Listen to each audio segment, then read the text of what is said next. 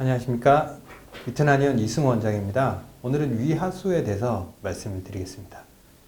먼저 말씀드리기 전에 제가 어릴 때 위하수로 고생을 많이 했습니다. 어릴 때부터 반에서 항상 체중이 제일 적게 나가는 학생이었고 20살까지 제 몸무게가 한 60kg 정도, 키는 178 정도 되는데 한 60kg에 항상 머물러 있었어요. 아무리 잘 먹어도 살이 안 찌고 사실 잘 먹지 못했어요 당시에. 그 계기로 저는 체중을 찌우고 좀 건강한 몸을 만들기 위해서 건강이나 의학에 대해서 관심을 많이 가졌고 한의대로 이제 진로를 바꾸게 된 계기가 되었죠. 그리고 한의사가 되면서 한약도 쓰고 그러면서 제가 위가 고쳐져서 지금은 한 178에 73, 4kg 정도? 딱 적당한 수준. 변함없이 쭉 유지하고 있습니다. 위 하수 환자들은 잘 아시겠지만 체중이 안 쪄요, 일단. 위 자체가 영양 무력하기 때문에 먹어도 살이 안 찌는 체질이고 주변에서 맨날 잘 좀 먹어라, 많이 먹어라 이런 소리 많이 들어서 굉장히 그 부분에 대해서 스트레스를 받고 있는 경우가 많아요. 저 역시도 그랬고. 주변에서 그렇게 먹으라 소리 안 하는 게 좋아요. 그분들 먹고 싶어도 못 먹어요. 먹으면 문제가 생겨요. 그래서 적게 먹을 수밖에 없는 거고, 적게 먹으니까 또 영양 상태가 나쁘고 내장의 기능 자체는 자꾸 떨어지면서 점점점 이제 나이가 들면서 체중이 증가하는 게 아니라 좀 빠지는 경향을 보이는 거죠. 체중이 빠지는 원인은 거의 못 먹어서가 아니라 위가 받쳐주지 못해서, 위가 흡수를 하지 못해서 그렇다고 보시면 됩니다. 이 모형을 보시면 위는 원래 배꼽 기준으로 배꼽보다 위쪽에 있어야 됩니다. 그런데 위가 처지는 사람은 배꼽 밑으로 이까지 이렇게 내려오게 됩니다. 위가 원래 있어야 될 위치에서 이렇게 내려오는 거죠. 이 장기 자체가 이렇게 위치를 바꾸는 게 아니라 이 근육질 장기여서 탄탄하게 자기 형태를 유지해야 되는 장기가 얇아지고 탄력이 없어지고 살이 빠지면서 주변의 지방 조직들이 없어지면서 이렇게 늘어지고 흐느적거리는 형태로 되는 거죠. 사실 위하수 환자는 위만 처지는 게 아니라 대장도 처지고 소장도 처지고 다 이쪽으로 그냥 쭉 밀려 내려와요.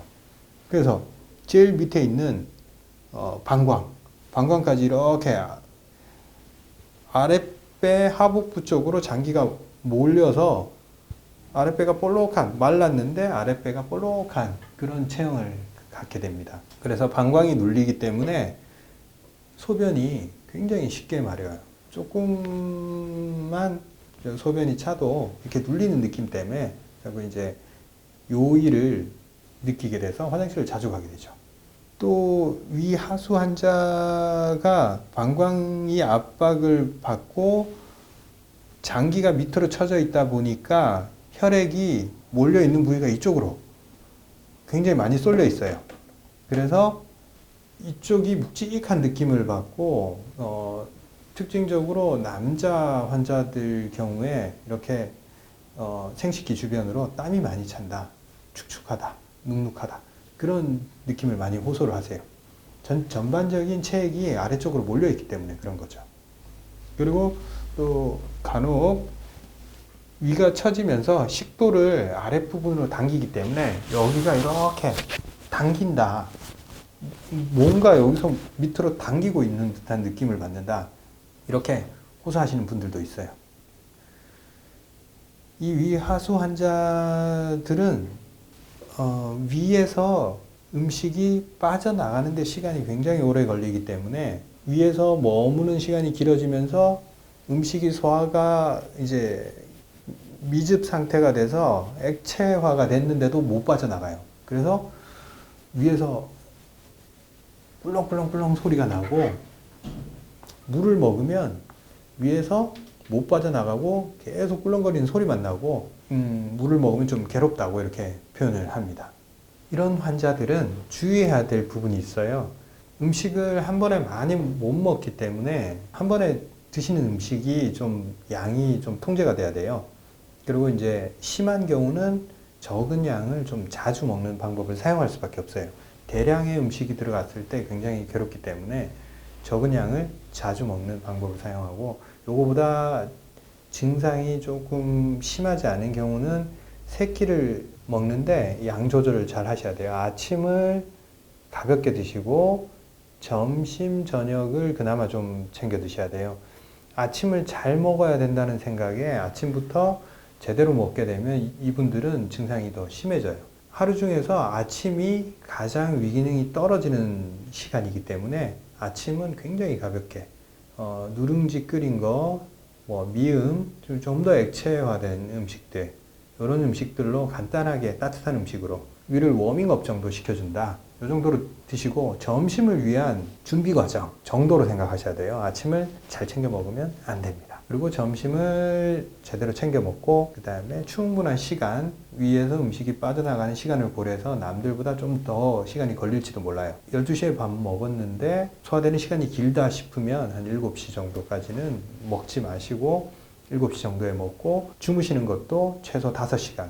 보통 사람은 한 3시간 정도 되면 위에서 음식이 빠져나가기 때문에 밥 먹고 3시간 지나서 자면 문제가 없어요. 근데 이 환자들은 밥 먹고 5시간, 7시에 밥 먹었으면 12시에 주무셔야 돼요. 그리고 주의하셔야 될 음식이 점도가 높고 찐득찐득한 음식들을 조심하셔야 됩니다. 떡이나 카스테라, 삶은 계란, 이런 음식들을 먹으면 이런 환자들은 굉장히 괴로워져요. 그런 음식들을 최대한 배제를 하고 조금 더 가볍고 담백한 음식 위주로 드셔야 됩니다. 고기 종류도 소화가 안 되니까 고기 종류를 배제하시는 경우가 많은데 육류를 충분히 드셔야 돼요. 어떤 형태로 드셔야 되면 삶은 형태, 부드럽게 삶은 고기 형태로 드셔야 돼요.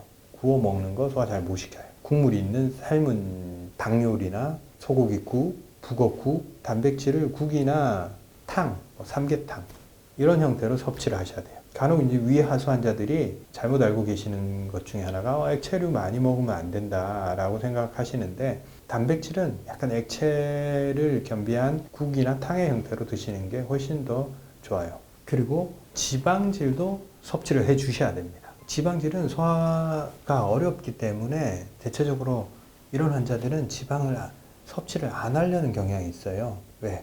지방을 먹으면 위에 머무는 시간이 길어지고 니글니글거려요.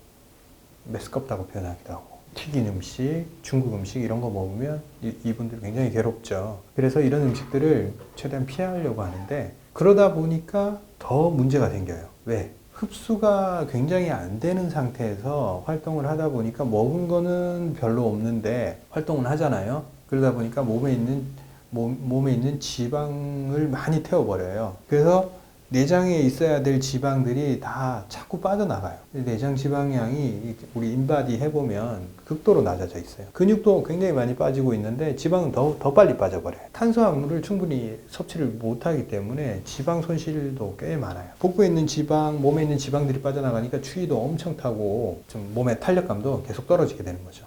소화를 못 시키니까 지방을 안 먹으려고 하는데 좀 의도적으로 지방 섭취를 하셔야 됩니다. 어떤 종류의 지방을 섭취하셔야 되냐면 콜라겐이 많은 음식들, 족발, 닭발 이런 것들을 푹 삶아서 이 곤죽을 만들어가지고 부드럽게 만들어가지고 섭취하시면 됩니다. 그거 드셔보시면 생각보다 흡수가 됩니다. 튀긴 음식이나 이런 거하고는 달라요. 얘들은 좀 꽤 괜찮은 고품질 지방이기 때문에 섭취하면 그대로 몸에 들어가서 내장 지방으로 가요.